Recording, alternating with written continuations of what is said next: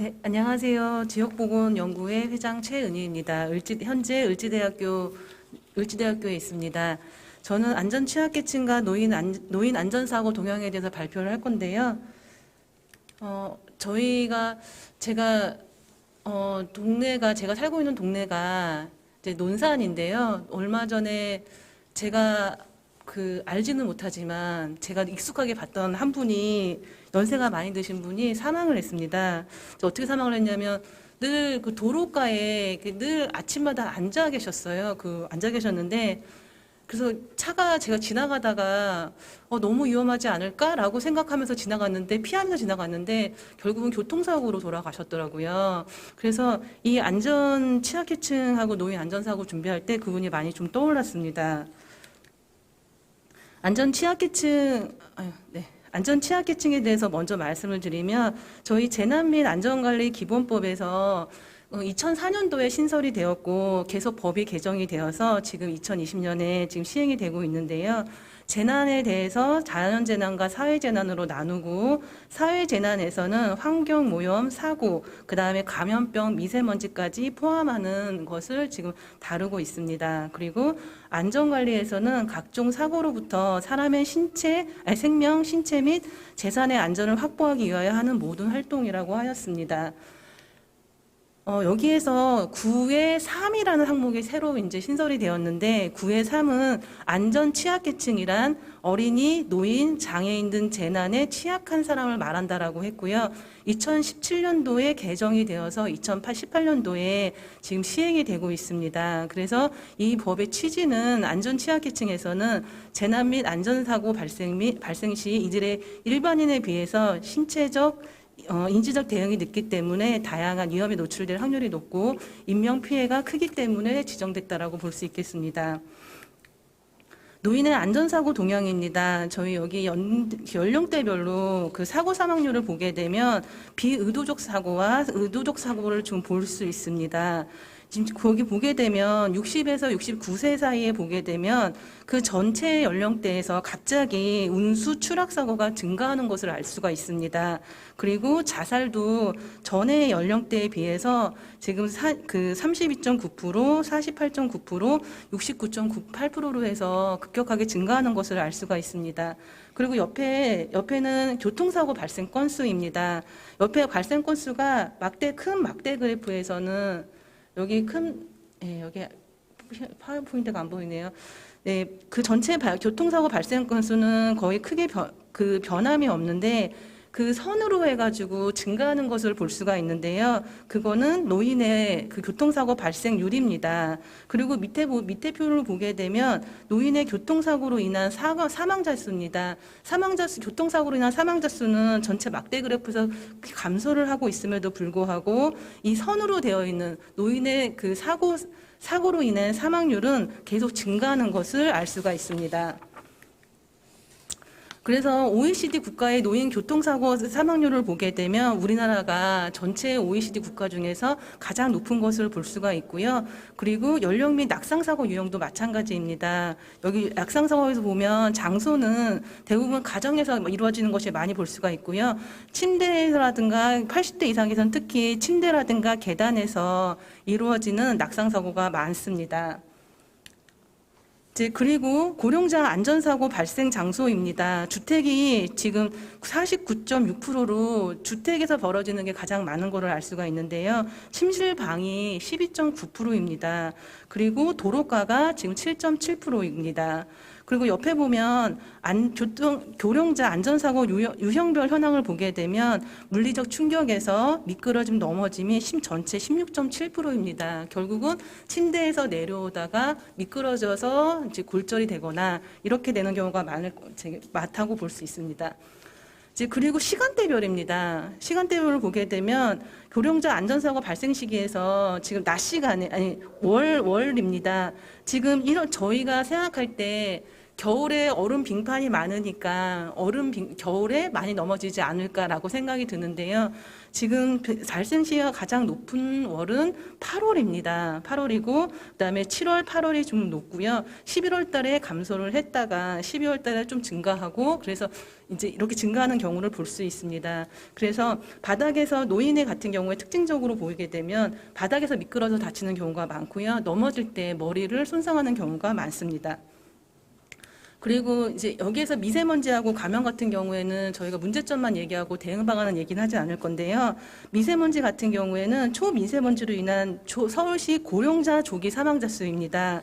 고령자 조기 사망자 수는 그 2015년에 보게 되면 저희가 IHD 해서 여기 허혈성 심장 질환인 경우에 국가 환경 기준 대비해서 고령자가 195명이 더 사망을 한 걸을 볼 수가 있고요. 그 다음에 WHO 기준에 비해서는 304명이 더 사망한 걸을 볼 수가 있습니다. 그리고 서울시 초미세먼지 농도 계산에 따른 고령자 조기 사망자 수를 보게 되면 현재 농도를 유지했을 경우에 하고 그 다음에 국가 환경 기준 달성 시에 2030년을 기준으로 했을 때 우리가 환경이 계속 개선이 된다고 하면 지금 현재 기준으로 계속 간다라고 하면 1,356명을 감소시킬 수 있고요. 그다음에 W 권고 기준을 지킨다라고 하면 2,133명을 감소시킬 수가 있습니다. 이제 그리고 여기 폭염에 대한 것입니다. 기후 변화에선 지금 폭염인데요. 폭염이 지금 그래프가 아래쪽으로 갈수록 지금 이렇게 둥그렇게 항아리처럼 지금 되어 있는데 이거는 검은색은 폭염으로 인해서 지금 밑에 제목이 심혈관계 질병 부담이잖아요. 그래서 연령대별로 심혈관계의 질병 부담을 그래프로 표시를 한 겁니다. 근데 검은색은 이것으로 인해서 일찍 사망한 경우이고 그 다음에 지금 회색 같은 경우에는 이것으로 인해서 폭염으로 인해서 장애가 발생해서 살아가는 경우입니다. 그런데 연령대를 보게 되면 지금 나이가 정말 증가할수록 급격하게 지금 증가하는 것을 볼 수가 있고요. 그 다음에 옆에 보면 폭염의 영향으로 인한 온열질환 질병 부담입니다. 이거는 지금 눈으로 봐도 연령대가 높을수록 지금 연령대가 높은 경우에 폭염으로 인한 온열질환이 지금 급격하게 증가하는 것을 알 수가 있습니다. 이제 그 다음에 감염입니다. 감염 같은 경우에는 이제 코로나에 대해서만 지금 잠깐 간단히 말씀을 드릴 건데요.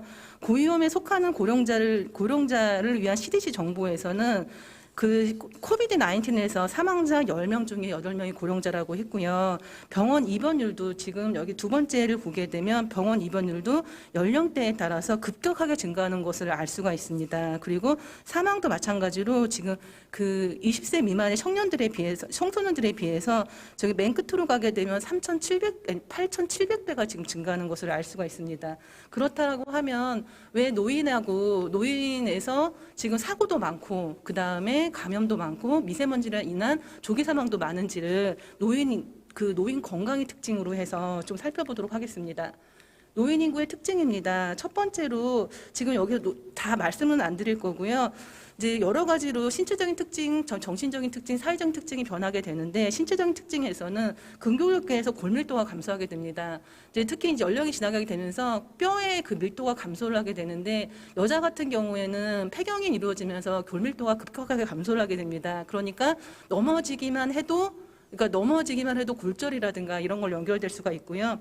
비뇨기계에서는 신장 기능이 저하되면서 그러니까 풍선이 이렇게 탄력성이 있다가 갑자기 이게 탄력성이 떨어지는 것처럼 방광도 그렇게 되는데 요실금이라든가 방광염이 많이 발생을 하게 됩니다. 그러다 보니까 밤에도 화장실을 자주 가게 됩니다. 그러니까 어두운 곳에서 밤에 화장실을 가다가 미끄러운 곳에서 넘어지는 그런 경우들이 발생을 하게 되고요. 호흡기계 같은 경우에도 이제 그 폐포가 감소하고 기관지 선모 활동이 감소하면서 분비물이 나와야 될 것이 못 나오면서 분비물이 그게 폐 안에 쌓이면서 감염으로 이어지는 경우들이 많습니다. 이제 그리고 순환기계입니다. 순환기계에도 혈관의 탄력성이 떨어지게 되는데요. 탄력성이 저하된다는 건 온도라든가 이런 거에 영향을 받았을 때 저희가 다시 정상으로 돌아올 수 있는 그런 것들이 줄어들게 되는 것이고요. 그 다음에 신경계도 마찬가지로 감각 능력이 저하가 됩니다. 면역 능력도 마찬가지로 저하가 되고요. 그리고 정신적으로는 보게 되면 기억력하고 습득력이 저하가 되고 수면 상태가 깊은 수면을 유지하지 못하는 경우들이 있기 때문에 밤에 자주 깨어나는 경우들이 많습니다. 그리고 제가 여기 그 가구를 좀 넣어놨는데 이런 상황에서 저희의 우리의 노인 세대들이 부부 가구라든가 1인 가구로 형태로 많이 이루어지게 되고요. 이제 자녀들이라든가 이제 같이 살지 않는 가구들이 많아지게 됩니다. 그렇게 되면은 부부라든 이제 부부도 둘 다 건강해야지 둘이 서로 케어를 해줄 수가 있는 부분이고 혼자 사는 경우에는 이제 만약에 다치게 되면 누군가가 케어해주지 못하면 여러 가지 어려움이 많아지게 됩니다. 이제 이거는 노인 연령에 대한 인식 변화인데요. 저희가 이제 신체적으로 구분을 했을 때 연소 노인, 중고령 노인, 고령 노인, 초고령 노인으로 구분을 해서 65세에서 69세, 70에서 74세, 75세에서 84세 이렇게 구분을 하게 되는데 저희 첫 번째 위에 그림을 보게 되면 노인 연령에 대한 인식 변화가 2004년하고 2014년도의 비교 인식인데요. 내 나이가 어느 때 노인이라고 생각하는가의 비율입니다. 그래서 70대 가장 지금 많은 것이 70세에서 가장 많은 것을 알 수가 있고요. 그 밑에 표는 2018년도의 인식의 변화입니다. 그래서 응답자의 40.1%가 75세 이상을 나는 노인으로 보겠다라고 인식을 하고 있습니다. 그러니까 신체적인 나이는 조금씩 감소를 하고 있지만 나는 노인으로 보지 않겠다라고 하는 인식이 좀 크게 이제 나오고 있습니다. 그래서 노인 사고의 개선 방안입니다. 첫 번째, 주택에 대한 개선이 좀 필요할 필요가 있습니다. 노후 주거 환경의 선호도를 보게 되면 노인으로 갈수록 의료 환경이 가깝다라거나 이제 익숙한 곳에 살고 싶은 곳이 많게 되고요. 그 다음에 고령 가구의 종류별 주거 비중을 보게 되면 네, 잠깐만요. 제가 좀 글씨가 안 보여서 좀 앞으로 가겠습니다. 네, 일반 가구와 단독 가구하고 지금 아파트에 사는지 이런 비율이 있습니다. 그리고 노인들이 대부분 절반 이상이 거동이 불편해도 살던 곳에서 여생을 마치고 싶다라고 지금 언급을 하고 있습니다. 이제 선진국에서는 나이가 들수록 이런 것들을 실현할 수 있도록 살던 지역에서 지속적으로 거주하고 그리고 안전을 개선할 수 있는 상황인데요. 그래서 지금 여기 우리나라 같은 경우에는 장애인, 고령자 등 주거약자 지원에 관한 법률에서 보게 되면 주거약자란 강목에 해당하는 사람을 말하고 65세 이상 노인인 경우, 사람인 경우, 그래서 국토부 장관은 이거에 의해서 주거약자용 주택에 대해서 강화된 기준을 설정할 수 있다라고 얘기를 했고요. 이 강화된 기준을 보게 되면, 약자용 기준을 보게 되면, 그 설비의 기준, 그 다음에 구조 성능의 기준으로 나누게 되는데 여기에는 유럽이라든가 이런 데서 마감재라든가 미끄러진 방지라든가 이런 것들에 대한 정확한 기준은 지금 없고 이렇게 그 방음이라든가 환기, 소음, 진동, 악취에 대한 것만 규정이 되어 있는 것을 알 수가 있습니다. 그래서 저희 대부분 주택이라든가 노인 복지 실내에서 발생한 안전사고가 거의 대부분이게 되는데 침실, 방, 화장실, 욕실에서 미끄러져 넘어지는 사고가 다발하고 있어서 가정 내에는 이렇게 미끄러진 방지라든가 그 다음에 욕실 옆에 세면대 옆에 안전대 손잡이를 잡는다거나 모서리에 마감재가 이루어진다거나 이런 것들이 필요하겠습니다. 그리고 1인 가구입니다. 1인 가구에서 지금 최근에 1인 가구들이 지금 계속 증가를 하고 있는데요. 1인 가구의 사고 현황입니다. 이거는 최근에 1인 가구에 대한 안전에 대한 논문을 지금 제가 가지고 왔는데 옆에 보게 되면 첫 번째 표를 보게 되면 문턱이 존재하는가에 따라서 부딪힘을 경험한 거와 부딪힘을 경험하지 않는 비율이 확연하게 차이 나는 걸 알 수가 있습니다. 그래서 그 문턱이 존재하는 경우에 부딪힘을 경험한 경우가 75.9%이고 부딪힘을 경험하지 않은 경우가 24.1%입니다. 그리고 가구 위에 불안정하게 물건을 올린 경우에 부딪힘을 경험한 경우가 88%이고 부딪힘을 경험하지 않은 경우가 11.4%인 것을 알 수가 있습니다. 이렇게 주변 환경만 정리해도 급격하게 사고가 감소하는 걸 알 수가 있고요. 그 다음에 형광 미끄러짐도 안전 손잡이가 있는 경우에 미끄러짐이 4.0%이고 그 다음에 미설치가 되어 있는 경우에 96%인 걸 알 수가 있습니다. 이렇게 뭐 미끄러진 안전 손잡이 설치, 그다음에 미끄러짐 방지에도 마찬가지예요. 미끄러짐 방지 시설이 있는 경우에는 미끄러짐 경험한 경우가 24%, 그다음에 설치하지 않은 경우에는 76%입니다. 그래서 1인 가구에서는 이런 것들이 지금 강력하게 지금 필요하고요. 그리고 우리나라 보건복지부에서는 독거노인을 위해서 많은 안전 시스템을 갖추려고 노력하고 있었습니다. 그래서 독거노인 안전관리 체계 구축을 통해서 이루어지고 있고요. 가족관계 강화 및 사회적 가족의 구성 지원, 그다음에 소득 및 일상생활 지원 확대, 자살, 만성질환, 치매 관리 강화를 하였습니다. 그러니까 독거노인 같은 경우 1인 가구하고 노인 부부 같은 경우에는 지역사회 차원에서 이런 보호들이 이루어질 수밖에 없는데 보건복지부에서는 이런 노력을 많이 했고요. 그다음 옆에 보게 되면 성남시에서 한 노력입니다. 그러니까 최근에 이제 많은 시도에서 노력을 하게 되는데 6케어로 해가지고 독거노인의 집에 이제 그 설비를 해놓고 응급벨이라든가 이런 걸 설비를 해놓고 시스템을 강화하는 것입니다. 이제 그럼에도 불구하고 이런 많은 노력들을 했음에도 불구하고 이제 그 제안을 한 것은 취약 독거노인 수 대비 공공기관이라든가 민간 돌봄 기관이 부족하고 은둔 독거노인을 발굴하는 게 좀 어려웠다라고 얘기를 하고 있고요. 그다음에 노인의 다양한 욕구와 여건에 맞게 지원을 할 수 있는 게 좀 필요하다. 그리고 고령화 1인 가구의 지속적인 증가에 따라서 사전 예방 지원 대책이 필요하다라고 하였습니다. 도로입니다. 혹시 저는 아주 가끔씩 보긴 하는데요. 이 도로 표시를 아시나요? 노인 보호구역인데요. 지금 그 어린이, 노인, 장애인 보호구역은 보호구역에서 지점 및 관리에게 하는 규칙에서 노인 보호구역을 설치하도록 되어 있습니다. 그런데 노인 보호구역에서 어린이 보호구역에 비해서 11.4%만 지금 설비가 되어 있고요. 저희가 어린이에 비해서 지금 출생률에 비해서 고령화가 증가한다라고 보면 어린이 구역에 비해서 노인 보호구역이 현저하게 낮은 것을 알 수가 있습니다. 그래서 여기 보면 노인 보호 못하는 노인 보호구역이라는 SBS 방송도 지금 나왔었고요. 지금 우리나라의 노인 보호구역 사각지대에 대해서도 이렇게 지도화한 게 있습니다. 그리고 서울시 보행사고 발생 시간대 비율을 보게 되면 낮 시간이 현저하게 지금 많은 것을 알 수 있고요. 그 다음에 노인 보호구역은 주거 복지시설과 요인 복지시설, 도시공원에 집중되어 있는 것을 알 수가 있습니다. 그러니까 노인분들은 여기에 지금 많이 계시다라고 전제하에 지금 여기에 많이 있고요. 그런데 노인 보호구역 설치가 미흡한 이유는 도로복도평상에서 지금 지자체하고 이제 국비하고 국비 지원이 가능하도록 되어 있는데 실제 국비 지원은 어린이 보호구역 사업으로 유일하게 지정이 되고 있어서 노인 보호구역이 국비 지원 대상에서 제외되고 있기 때문입니다. 그래서 교통사고 변화에 맞추어서 이제 어린이 보호구역 위주의 국비 지원보다는 교통사고 위주의 보호구역이 필요하다라고 하겠습니다. 그리고 고령 운전자의 문제입니다.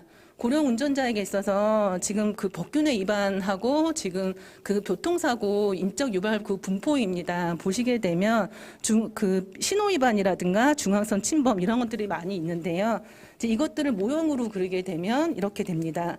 그러니까 여러 가지 신체적인 능력이 좀 떨어지는 부분에서 관찰하고 부주의가 생겨나고 이것이 판단착오로 이어지게 되면서 잘못된 행동 방향으로 이어지면서 교통사고가 많이 일어나는 것을 알 수가 있습니다.